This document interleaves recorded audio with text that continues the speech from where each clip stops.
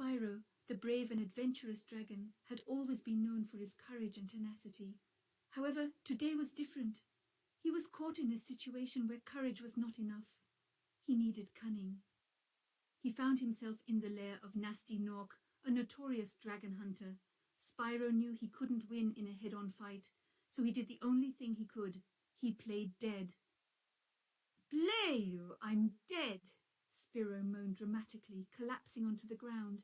His purple scales shimmered dully and his eyes were closed tight. He hoped his performance was convincing enough. Nasty Nork approached, his heavy boots echoing in the cavernous lair. He prodded Spyro with the pointy end of his spear, grinning wickedly. Spyro held his breath, praying his ruse was working. "Seems like this dragon has finally met his end," Nasty chuckled, turning away. Spyro let out a silent sigh of relief. The first phase of his plan had worked. Now came the tricky part.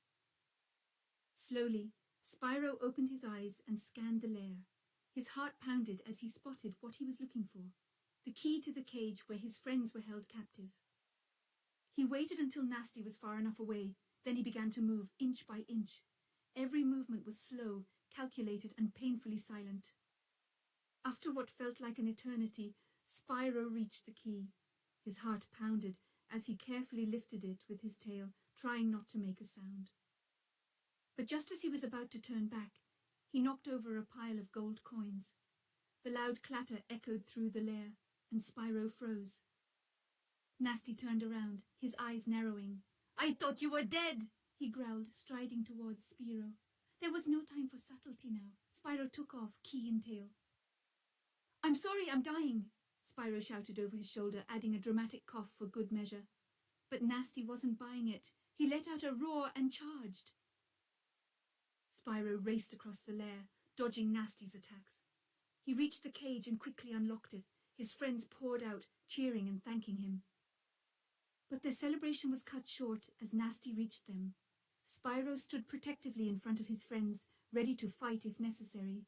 However, he still had one more trick up his sleeve. "Catch!" Spyro called, tossing the key to his friends. They understood and began to lock the other cages around the lair. Spyro had bought them some time. Meanwhile, Spyro faced Nasty, dodging his attacks and distracting him. He knew he had to hold on until his friends had secured the lair. Finally, his friends finished and rushed to help Spyro. Together they managed to overpower Nasty, locking him in one of his own cages. Their mission was a success. Spyro's plan had worked. He had used deception and cunning to save his friends. As they celebrated their victory, Spyro couldn't help but feel proud. He had learned an important lesson that day. Sometimes courage was not about fighting. It was about knowing when not to fight and using your wits instead. Spyro's friends thanked him for his bravery and cleverness. They knew they could always count on him in times of need. Spyro smiled, grateful for their trust and friendship. And so they returned home, victorious and relieved. Spyro, the dragon who played dead, had proven that even in the face of danger, one could find a way out with a bit of wit and bravery. News of Spyro's bravery spread throughout the dragon realms. His story inspired many, showing them that courage came in many forms, and sometimes the best way to win was to think outside the box. From that day on, Spyro became known not just as a brave dragon, but also as a clever strategist. His tale became a legend, told and retold for generations to come. Spyro would always remember that day, the day he played dead and saved his friends. It was a reminder of the importance of quick thinking and the power of friendship. He would also remember the look on Nasty Norch's face when he realized he had been outsmarted. It was a satisfying victory, one that Spyro would cherish for a long time. And as for Nasty Nork, he learned a valuable lesson too. Never underestimate a dragon, especially not one as clever as Spyro. Spyro's adventure had taught him that bravery was not always about strength. Sometimes it was about using your head and thinking on your feet, and sometimes it was about playing dead.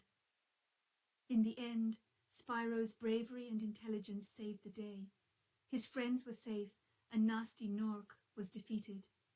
It was a victory that Spyro would always remember. As he looked back on his adventure, Spyro knew that he had grown. He had learned to be more than just a brave dragon. He had learned to be a clever one too. And so, Spyro continued his adventures, always ready to face whatever challenges came his way. With his courage, intelligence, and friends by his side, there was nothing he couldn't handle. Spyro's story is a reminder to us all. It tells us that even in the face of danger, one can find a way out with a bit of wit and bravery. And sometimes, playing dead is the best strategy. So, whenever you find yourself in a tricky situation, remember Spyro, the dragon who played dead. And remember, there's always a way out, if only you're brave and clever enough to find it. And with that, we close the tale of Spyro's clever deception. But fear not, for the adventures of our brave and intelligent dragon are far from over. There are many more tales to tell, many more adventures to be had. So, keep an ear out for the tales of Spyro, the dragon who played dead. For his story is a testament to the power of courage, intelligence, and friendship. And remember, sometimes the best way to win is to think outside the box. As we bid farewell to Spyro and his friends, we can only imagine the adventures that await them. But one thing is for sure. Whatever challenges they face, they will face them together with bravery, intelligence, and a good dose of cunning. And so, the story of Spyro, the clever and brave dragon, continues. His tales of adventure, courage, and wit will continue to inspire and entertain us, reminding us all of the power of friendship and the importance of thinking outside the box. In the enchanting realm of Stardust, a magical boy-girl anime named Kai Keiko was chosen to protect the world of dreams. With a heart full of courage, the young guardian prepared for the epic battle ahead. Kai Keiko's first opponent was the Queen of Hearts, a cruel despot with a legion of card soldiers. As the Queen ordered her troops to attack, Kai Keiko summoned a force shield, blocking their advance. With a swift gesture, Kai Keiko conjured a beam of starlight, disarming the Queen's soldiers. The Queen of Hearts retreated, vowing revenge. One battle had been won, but many still awaited. Next was the evil Lion King, a fearsome beast with a mane of flames. His roars shook the ground, and his fiery breath scorched the air. Yet Kai Keiko stood fearlessly against him.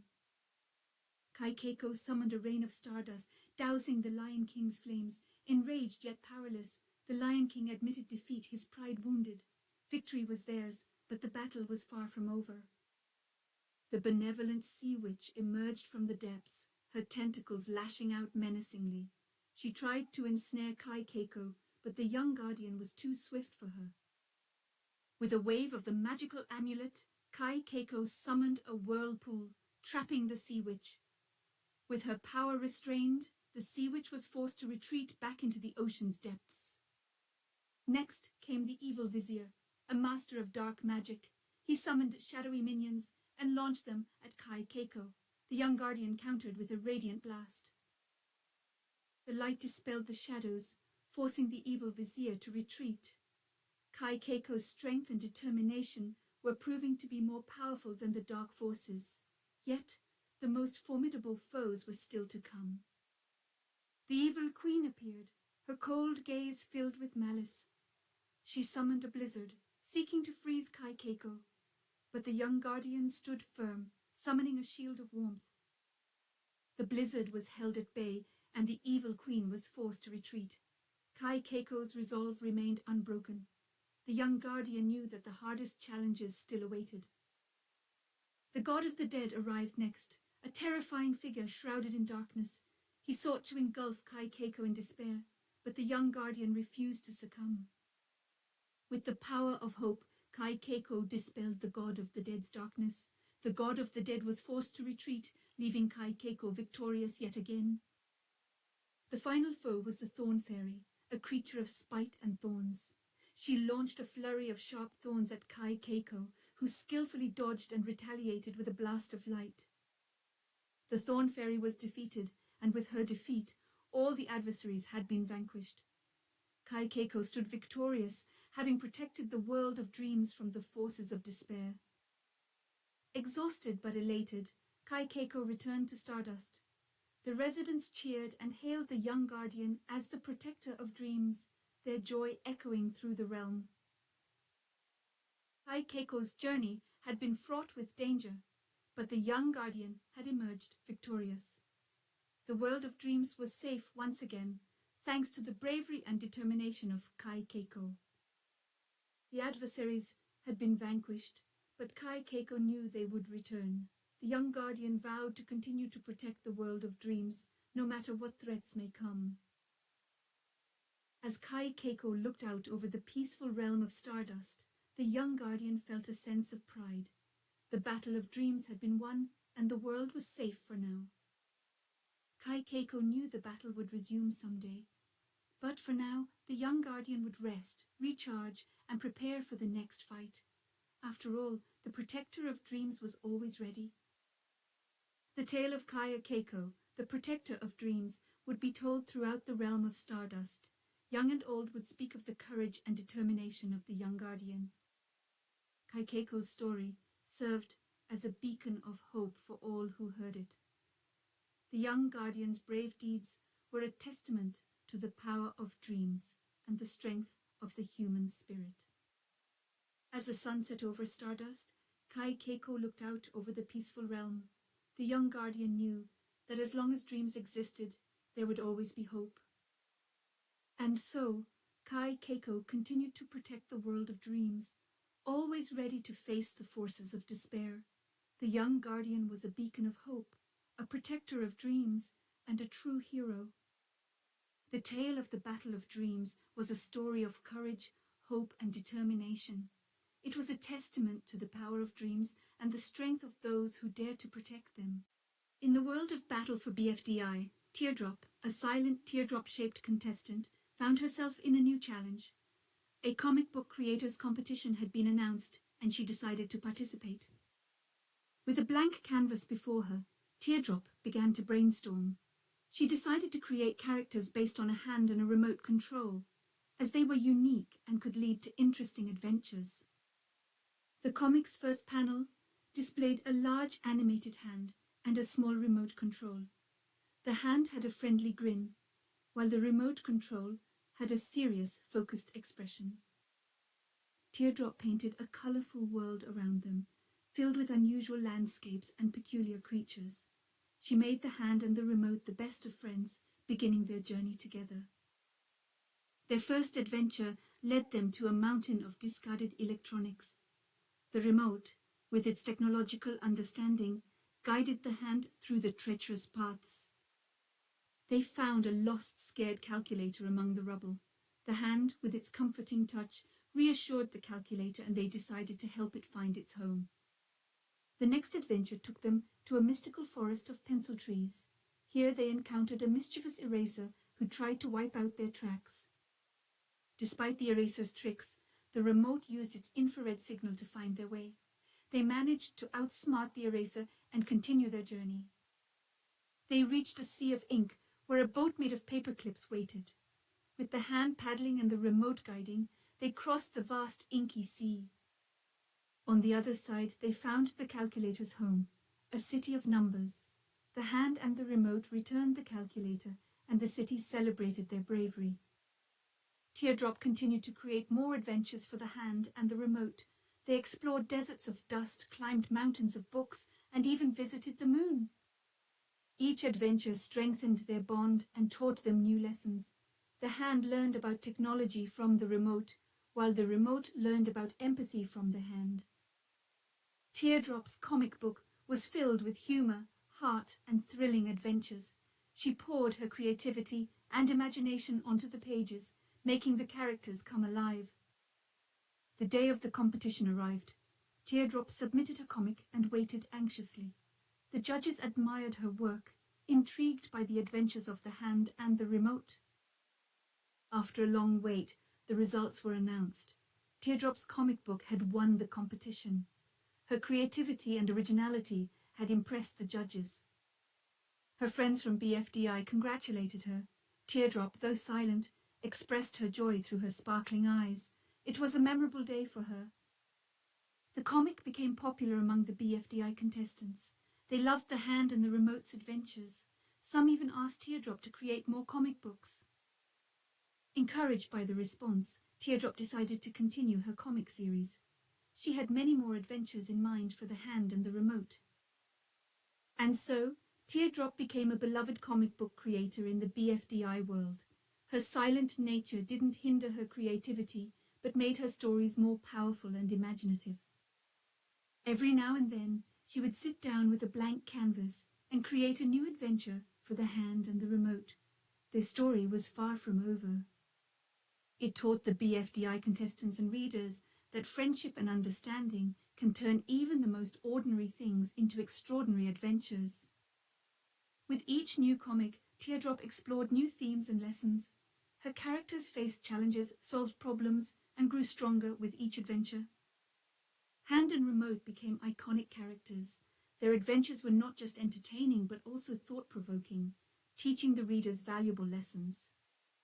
Teardrop's silent world spoke louder than words through her comics. Her imagination painted vibrant stories that resonated with everyone in the BFDI world.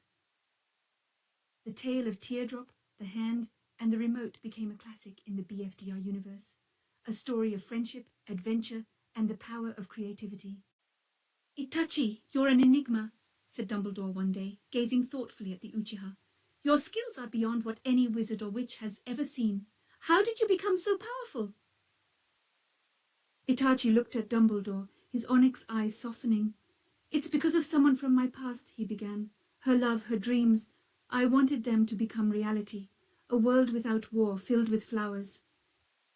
Harry's curiosity was piqued. "Who was this girl?" he asked, looking at Itachi with interest. Itachi pulled out a photograph, showing it to Harry. It was a girl with blonde hair and green eyes, her smile as bright as the sun. Hermione gasped. "She looks like Luna," she murmured, looking from the photograph to Luna, who was sitting quietly in a corner. "How did you get here?" Harry asked, his green eyes wide with curiosity. Itachi reached into his pocket and pulled out a small charm. It was a white flower, delicate and beautiful. "This is a Wayfinder," he explained, holding it up. "It's a flower that grows in my world. Rita Bernal gave it to me." "They say if it's given to someone you love, even if you're separated, you'll always find each other," Itachi continued, gazing at the charm. "When I died," Itachi began, his voice barely above a whisper, "I found myself in an endless sea. Then I heard a voice, Rita's voice. She told me to find her, and I did." Hermione's eyes widened in realization. "Wait, is Luna Rita's reincarnation?" she asked, looking between Luna and Itachi. "Yes," Itachi confirmed, his gaze focused on Luna. His voice was full of warmth and love. "Does Luna know?" Harry asked, his eyes flicking between Itachi and Luna, who was looking at them with a serene expression. "Yes," Itachi replied, a soft smile playing on his lips. "She knows and she remembers." Luna finally spoke, her voice soft and dreamy. "I remember everything," she said. "I remember Rita. I remember our promise." Hermione looked at Luna, her eyes wide with surprise. "So you've known all along?" she asked, still trying to process the revelation. Luna nodded. "Yes, but it was a secret that needed to be kept," she said, her eyes meeting Itachi's, "until the right time." Harry looked at Luna, then at Itachi, then back at Luna. His mind was reeling from the revelation. "But why now? Why reveal it now?" he asked. Itachi looked at Harry, his eyes serious. "Because it's time," he said. "It's time for the truth to be revealed." "The truth?" Hermione echoed, her brow furrowing in confusion. "What do you mean, Itachi?" Itachi looked at Hermione, his gaze steady. "The truth about who I am, where I come from, and why I'm here," he said. "I see," Dumbledore said, stroking his beard thoughtfully. "And I suppose this truth is something we all need to hear." "Yes, Professor," Itachi agreed. "It's a truth that will change everything." As Itachi spoke, the room fell silent. Everyone was lost in thought, trying to comprehend the magnitude of Itachi's revelation. We'll stand by you, Itachi, Harry said finally, no matter what. We all will, Hermione added, her voice firm. You're not alone in this, Itachi. Luna gave Itachi a soft smile. You never were, Itachi, she said. You've always had us. Itachi looked at his friends, his expression softening. Thank you, he said. Thank you, all of you. And so, with the truth revealed, Itachi Uchiha was no longer just the heartthrob of Hogwarts. He was a friend, a confidant, and most importantly, he was home. And they, in return, were his. United by a promise made centuries ago and a love that transcended time and space, they were ready to face whatever came their way. Because in the end, they were not just friends, they were family, and nothing, not even the most powerful dark magic, could break their bond. And as they stood there, united and strong, they knew that they were ready. Ready to face the future, ready to face the past, and ready to face whatever came their way. Because they had each other, and that, they knew, was all they needed. The Wayfinder's promise, it seemed, had been fulfilled, and as they looked towards the future, they knew that they were ready, ready to face whatever came their way. For they were not just friends, they were a family, and they were ready to face the world, together.